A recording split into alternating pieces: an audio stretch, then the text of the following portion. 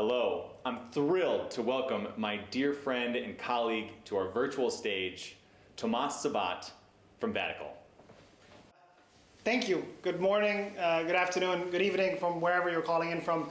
It's truly an honor to be able to do this conference. We've had, I think since the start of the pandemic, we've done probably over 100 virtual events.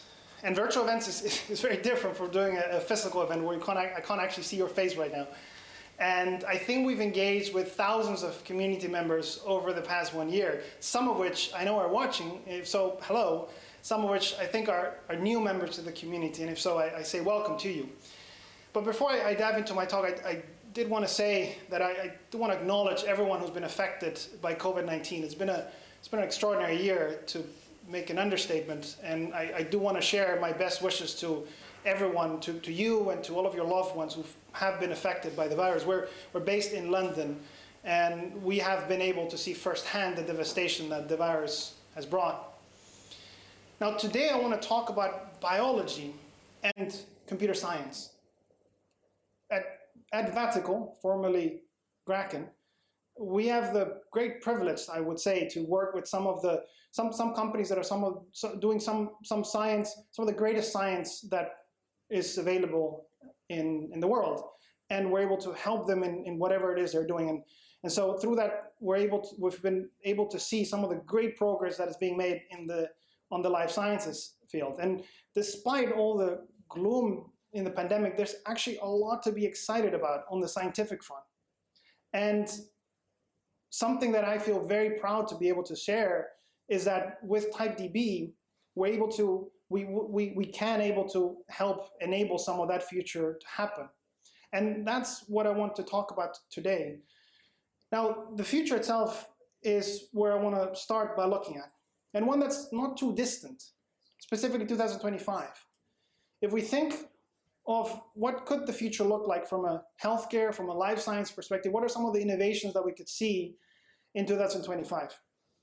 Now, the first that I'd like to start with is effectively 360-degree real-time patient views. Now, this is particularly because of the rise of all these IoT devices, these wearable devices that we're able to actually monitor our own health when we're having some particular treatment, and understand that if a particular biomarker is showing that we should see a doctor, that we see a doctor because the data is telling us to do so, not just because we are feeling bad. So we're able to go to a healthcare system where potentially we're being more preventative rather than reactive to a potential symptom that we have.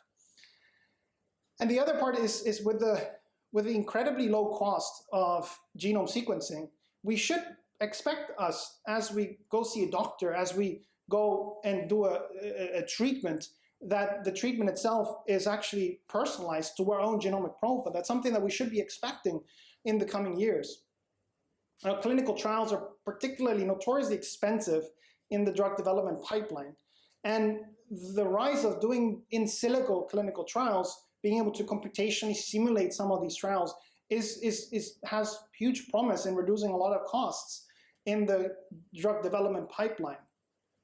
And last but not least is de novo drug design. Now, compound libraries have been reducing and limiting some pharmaceutical companies in being able to get a return on their investment on their drug development investments, but being able to computationally find potential new compounds has huge promise also to reduce the cost and the rate of success of drug discovery. And these predictions are actually already happening to some extent. Just a couple of weeks ago, we saw Benevolent AI and AstraZeneca publish this announcement that they had their first target officially launched into the AZ pipeline. And a company that we've gotten to learn to work with quite a bit in the past couple of years is a company called Peptone, who use computational methods to design new proteins. Now, what all of this has in common is that they all deal with data. And it may sound obvious, but the future of biology is really computational. And this is also what we see in some studies that are published. For example, a couple of years ago, this came out that showed that nearly 90% of principal investigators said that they are or will soon be working with large data sets. And a company like Recursion Pharmaceuticals, a fantastic company doing amazing work. Now, they gather 65 terabytes of data every single week. Trust me, that's a lot of data. So we've gone to a state where we're no longer asking what is computational biology, but we're asking, actually, is there any field at all that in biology that does not involve computation? Now, it's not, the problem still exists, of course, and this graph, for anyone who works in the industry, may be very familiar with, but the returns on investment on drug development and drug discovery have gone down significantly over the past decade. And this trend, of course, we want to reverse, because the technology is there. And we are already seeing some very exciting things happening, like cell and gene therapies being available, CRISPR gene editing being available for consumers even, and certain rare diseases that previously were uncurable being on the cusp of cured. And of course, gene sequencing being available now to consumers rather than just corporations. Now, personally, I find this really exciting on both a personal level and a professional level. So, but in order to work towards that, we need to understand on how we can actually build such systems, because these systems consume a lot of data. So the question that we also need to answer is what data are we talking about? And we've worked with a lot of organizations over the last couple of years, a lot of life science organizations that work with such biomedical data. And what we see is that there's typically largely three types of data sources that they consume. The first is internal or legacy data. Think lab data, think existing data from previous experiments, publicly available data sources like UniProt, Chembo, Ensemble. And then, of course, we have the millions and millions of publication of medical papers that we want to be able to compute over because there's so much tremendous information in there. But something very important to understand here is that, yes, there is a lot of data available for us, but it's not just the amount of data that we have at our disposal. It's also the complexity of the data, because if we start to model all of these different data sources and try to make sense of them, we realize that the variables that we need to model are huge, from drugs to receptors to different types of proteins to transcripts. And modeling this in computers is too complex. And it's not difficult to get to SQL queries that can look like this to retrieve data that we need to work with. So what we see is that it's very hard to model and integrate these heterogeneous data sets. But why? Why is it difficult to model biomedical data? And this question actually relates to just the practice of data modeling itself in computer science. So let's look at an exercise of how we would go about doing that in a biomedical setting. So let's take, and if we start to model data, we would start by choosing first our major entities. So let's say we're modeling one entity as a protein and another entity as a drug. Then we want to identify the relationships type that exists between our data. In this case, let's say there's one relation type between a protein and a drug. And we want to also identify what are some of the attributes that we want to model here. In this case, we've got a UniProt ID and a Chembo ID. And finally, we need to normalize our data. And that's usually where, effectively, what this means is we're given a conceptual model that we've now built, we now want to impose some sort of model on that model that allows the computer to work with it. And mostly, that means normalizing our data to get the third normal form in order and effectively imposing a tabular format on our data. And this is usually the more complex part. And we go to third normal form, that's usually when we would consider our data to be sufficiently normalized. So why should you care about TypeDB in this sense? Now, if we go back to those steps here, choosing our major entities, identifying the relationship types, the attributes, and finally normalizing it. Those first 3 steps are fairly straightforward. And it's that last step that is actually really hard. So what if we could do away with that? And this is exactly what we're doing with TypeDB. Because the model, the conceptual model that you build is directly how we implement it in code. So there's no need to normalize our data as we would traditionally. And as we see in this example right here, we are already looking at roughly 90% of all the different keywords in the TypeQL language. We're modeling a protein, a drug, both as entities. We're modeling an interaction relation, and finally 2 attributes as well. And let's look a little bit deeper. What are some of the constructs that allow us to represent this data? Because something very important that we experience a lot when we work in the field is the fact that in biology, there's an immense need to use computational methods to represent data, to work with data. But there's not enough people, not enough biologists with the right computational skills to actually make sense of it. And what we see a lot is that the schema language in TypeQL, formerly Grackle, is very readable.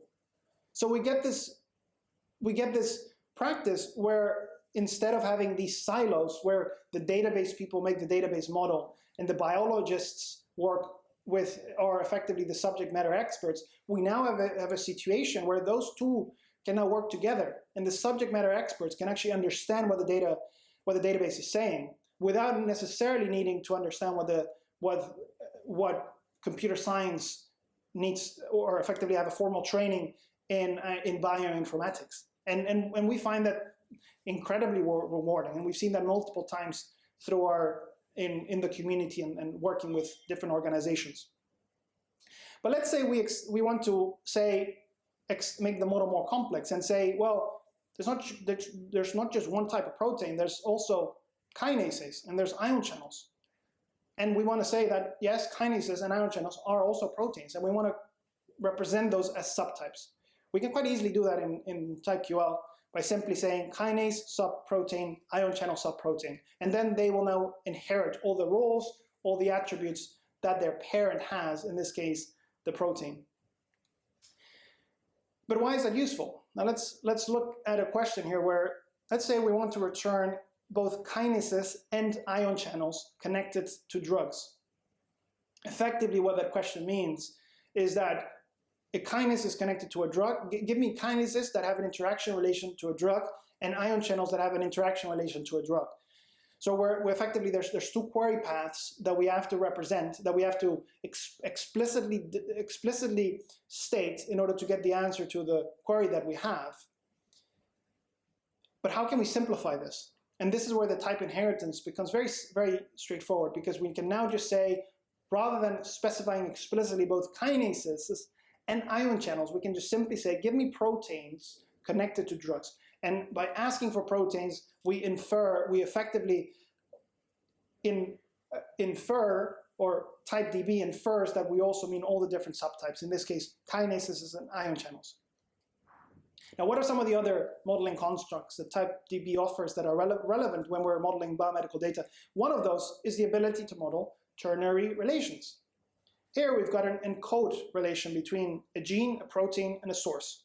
So let's say there's a protein and a gene, the gene which encodes the protein, and a source where that information has been sourced from. And we natively want to represent that in one relation rather than having multiple relations effectively representing binary relations representing the same thing.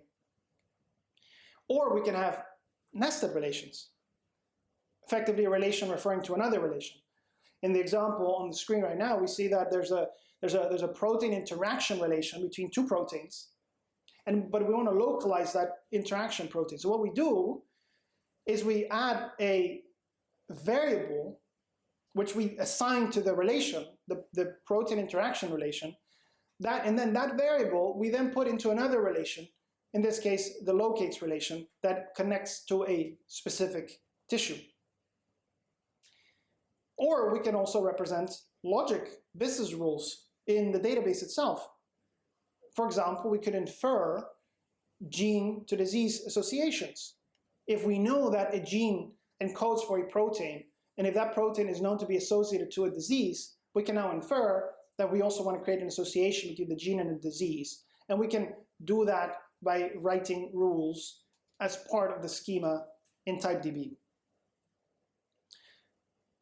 Now, there's other very useful modeling constructs, but we won't get into those in detail because the main question some may have at this point is that why do these constructs matter? Personally, if I'm being very frank with you, because they will make your lives much easier. If I have to be a bit more specific, what that means is that we can finally now model the real world as we perceive reality. Because the model directly represents how we represent the data in the real world. So how do we build, and what can we build? So most often when we work with an organization that has asked us to effectively this question, usually we see organizations take a use case centric approach. So they take TypeDB and think, what can we build with it? And some of the use cases that we've seen over the years are things like disease understanding, data harmonization, precision medicine, competitive intelligence, expert systems, supply chain optimization, clinical trial, cohort selection, and drug discovery. So, and then the next step is really trying to understand that given the use case, let's also try and determine what are some of the questions that we want to answer from the database. And in this field, some of the questions may be like this. Which genes are located near to each other, where one gene encodes a protein that participates in a specific functional pathway? Or which compounds have the lowest number of adverse effects ranked by levels of evidence? Or what are the trials that the competition is running and for what compounds? So, but at that stage, we need to also appreciate that, of course, TypeDB doesn't work alone, doesn't work in isolation. So we need to understand what's the architecture, what data do we push into TypeDB, what are some of the outputs and how do we output that? And let's try and make a template architecture. Of course, this is really just for reference and hopefully to inspire you to take this forward. And we saw before there's these 3 different data sources that we find most commonly used, where we've got publicly available data sources, legacy or internal data, and medical text available. We then want to push that into some form of connector that takes in that data and transforms it in some certain way. You can use something like Grammy, for example, which is developed by Henning, who's speaking tomorrow. You can decide to stream your data or build your own custom loaders, and then use one of the client drivers to push the data into TypeDB.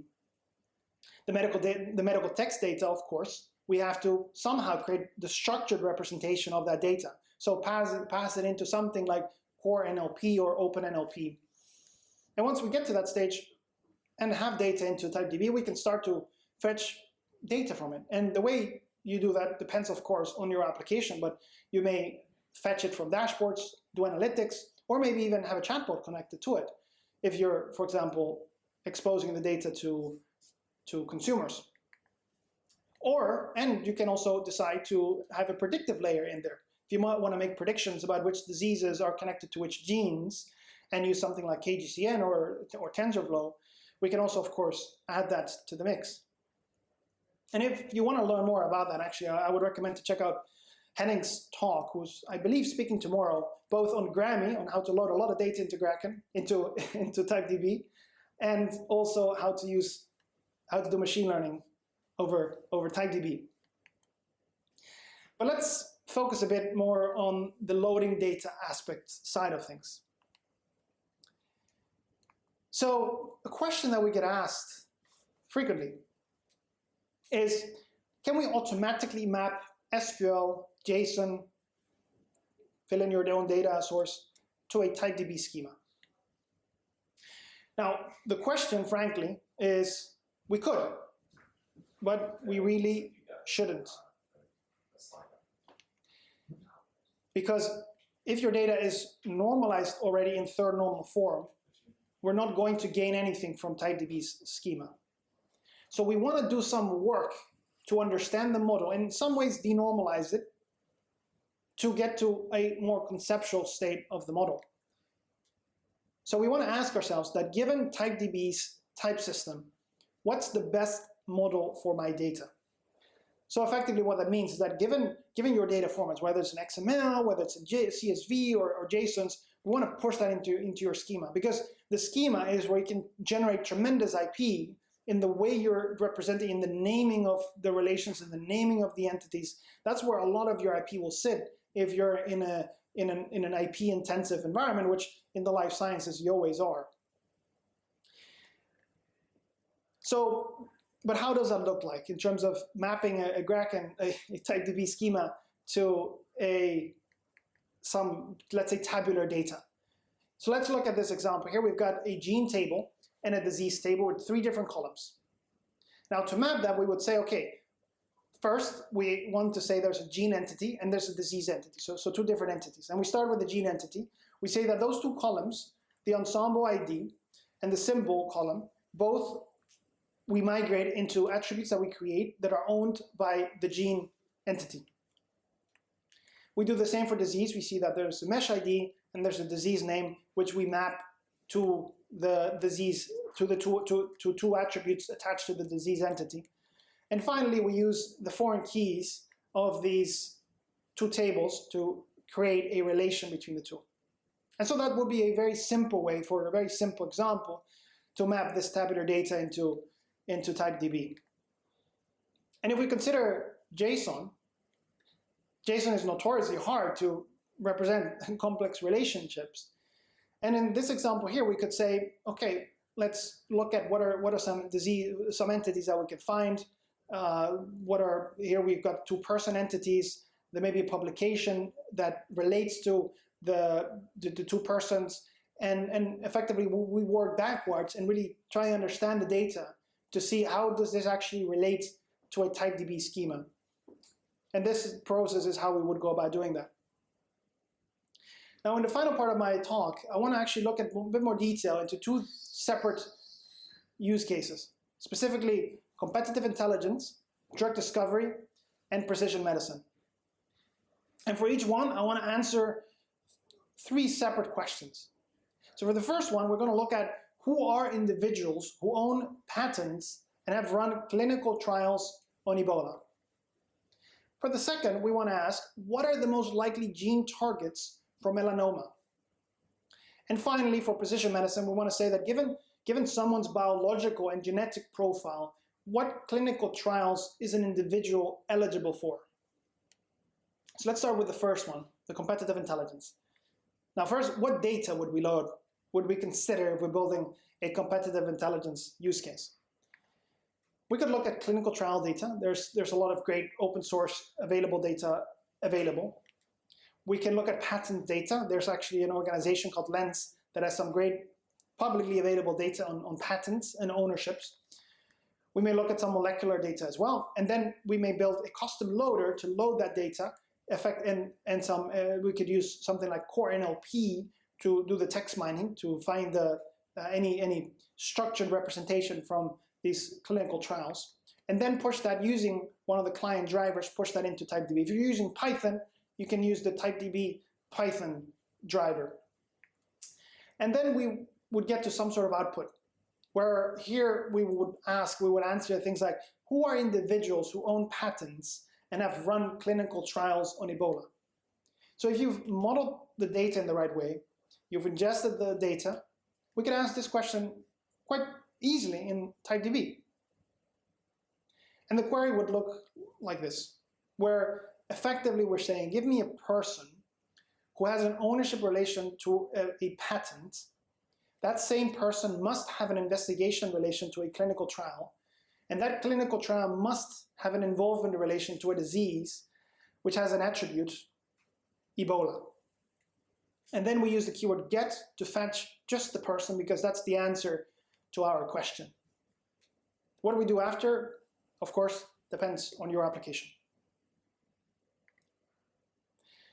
So let's look at drug discovery here. What are the most likely gene targets for melanoma? Now, first, what's some of the data that we would consider? We've got medical text, we've got publicly available data, and legacy data sources as well. We would potentially use core NLP to find the structured representation from the medical text. And we would use custom loaders to load that into TypeDB. And at that point, we can choose, once we have that data into TypeDB, we could choose how could we add more evidence to make predictions. So we could add a layer of KGCN to make predictions. For example, gene-disease link predictions, where we want to predict which genes may be associated to certain diseases. And KGCN is, again, James will be speaking about that tomorrow at 4 p.m. UK time, if you want to learn more on the state of that project. And effectively what that means is that given a TypeQL query, we create a subgraph which we ingest into the KGCN learner, and that learner then makes certain predictions. For example, gene-disease associations. And those predictions we can then ingest back into TypeDB. And of course, we can add more evidence, other machine learning frameworks, in order to add more evidence to the prediction that we want to make. Because ultimately, what we want to have is as output a list of targets to answer what are the most likely gene targets for melanoma. And those targets, that answer, we can effectively then query for by asking a query like this. And the query is simply saying that given a gene that has a gene ID, we don't specify which gene ID because that's what we want to assign to a variable name. And that variable name is what we later then fetch and sort by. We then also fetch for a disease which has a disease name, and we specify that the disease name must be melanoma. And then we fetch for $G, then we say that $G, which is the gene, and $D, which is the disease, are in a gene-disease association. And then we've got this attribute called the KGCN probability. And that's an attribute that effectively the KGCN creates. The value of that attribute is that $P. And we use then the keyword get$GID, which is the result that we will see. That's the list you see below. Those are the values of those gene IDs. We want specifically a list of gene IDs. And finally, we sort them, descending by KGCN probability score. So this list could potentially be a list that you could consider as potential output in your pipeline.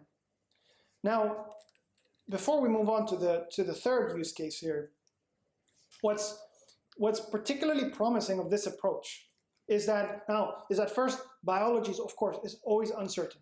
So the goal is to how can we first represent what we know and then represent the uncertainty as well. And then how can we use that uncertainty to add layers of evidence in such a way that when we want to make a prediction or a hypothesis, we're able to use levels of certainty, for example, levels of certainty that allow us to then go into a direction of scientific inquiry that allow us to answer the question that we want. And in this case, it would be gene targets ranked by probability score. But the reason I'm saying that is because right now, we've only really used the KGCN as a potential source of prediction.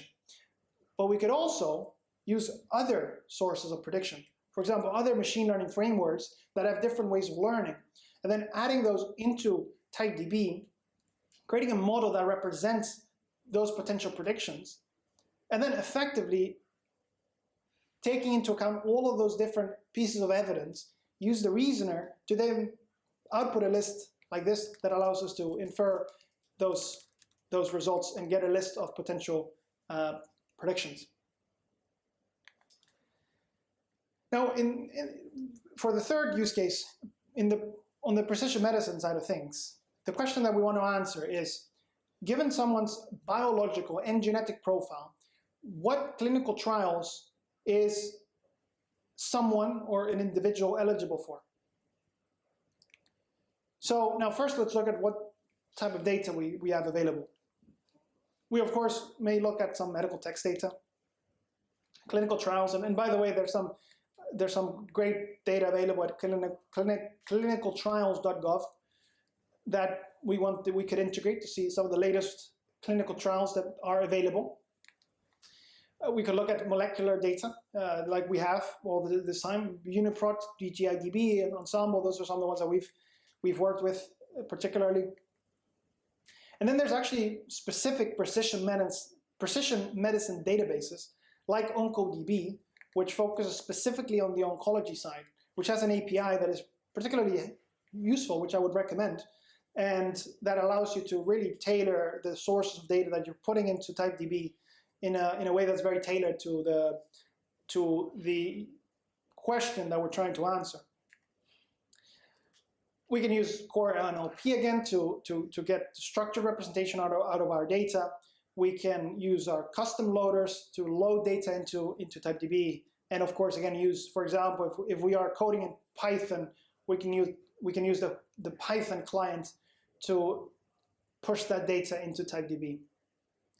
And then the result is some sort of personalized therapies. But what I want to show here is how the reasoner can actually really help us to infer those personalized therapies, because the personalization of those therapies involves quite a few number of assumptions that we also want to be able to compute over. And the question that we want to answer is that given someone's biological and genetic profile, what clinical trials are they eligible for? And that question could actually be if we have modeled things in the right way, we can actually quite easily ask that, because we could create a model where we have a relation that is literally called personalized therapy. So if we fetch someone, Alice, and we fetch, give me every clinical trial, and specifically we want to know the NCT ID, which is what we fetch using the keyword get at the bottom of that query, and then give me all of those trials that are connected through a personalized therapy relation between Alice effectively and the trial. But this query is interesting because that relation, that personalized therapy, we could make that an inferred relation, because we wouldn't have ingested any data that actually determines that this is a personalized therapy. So how could we create such an inference? Now, let's assume that we have two criteria for determining that personalized therapy. The first is someone's relevance to a clinical trial. And the second is someone's eligibility for a clinical trial. So the relevance could be based on the patient having the same gene and variant mentioned in the clinical trial. The eligibility can then be based on the patient being within the right age bracket and gender for the trial. So let's focus let's look at how that rule in TypeDB would look like. So if the personalized therapy is the inferred relation, here we show inference, by the way, with a dotted line. So we've got a trial that's connected to a person through that personalized therapy relation. And the two inferences that we make is the two conditions that determine that inference, that personalized therapy, is one, because of the relevant trial relation, and second, the eligible trial relation. So again, these are two relations that we also create, because in this rule, what we've done is that we've created an eligible trial relation and a relevant trial relation. And so if those two relations exist between a person and a trial, we then infer that personalized therapy. But the interesting thing here is that both that eligible trial relation and the relevant trial relation are also inferred. So we're chaining rules, we're chaining logic here in order to get to the ultimate answer that we're looking for. Because the relevance for the clinical trial is based on, as we remember, is based on the person and the trial having the same gene variant and having the same gene being mentioned in the trial and the patient having that gene as well. So that and the way we then represent that here, the inferred relation is that relevant trial is, like we said before, having a variant. So a variant here we represent as an entity, the variant having an association relation to a person, and the variant having a mention relation in a trial. We do the same then for a gene. So the gene has a mention relation with a trial, and the gene has an association relation to a person. And then this would be the code that we would write to represent that. So in the when part of the rule here, we effectively write the traversal path, the query path that represents the conditions of the inference that we're making, which is specifically the relevant trial relation between the trial entity and the clinical and the person, Alice in this case. And then we've got the second criteria, so the eligibility for a trial. Here we say that the patient must be within the right age bracket and have the right gender to be eligible for that trial.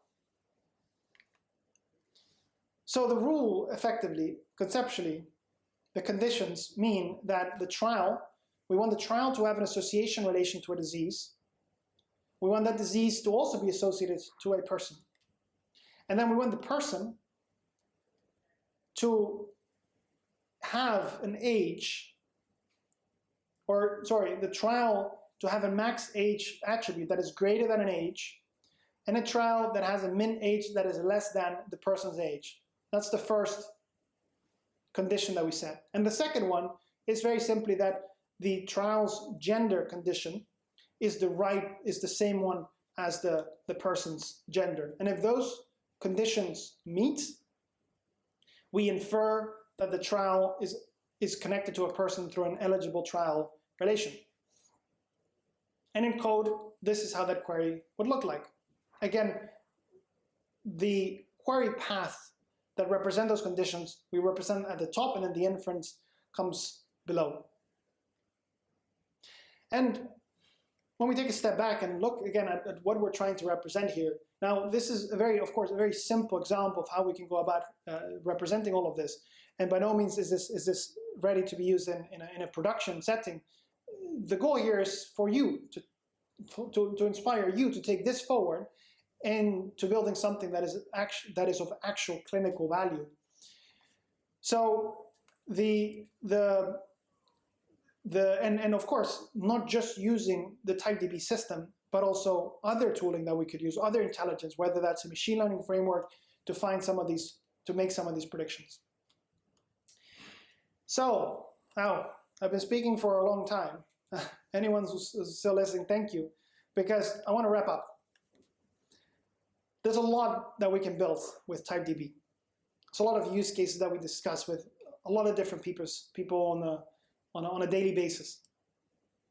But something that I want to leave you with is that TypeDB is not just for one use case. When you consider all the different things that you can do with TypeDB, it is really built to work as effectively unified source, a unified representation of your organization's domain, of your organization's data.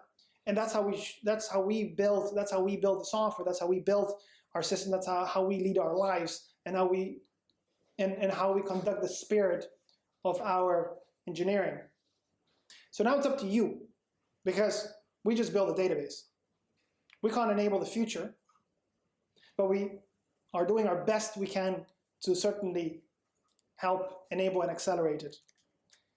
So if you want to get started, we've got some open source repositories available. And I think Conrad did a talk on this earlier today, because Biocrack COVID is open source, is online. Conrad has been, and others as well that we've worked with to make this happen. And it's a great place to start working with TypeDB. It's a great place to see how the schema choices were made effectively, because it integrates a dozen or so data sources, from Uniprot, Ensemble, to even some text mined data like the court and NER, like the court papers that were pushed into an NER framework. So with that, I thank you very much for attending, and I'll leave you with one word, with one message. And that message is start building.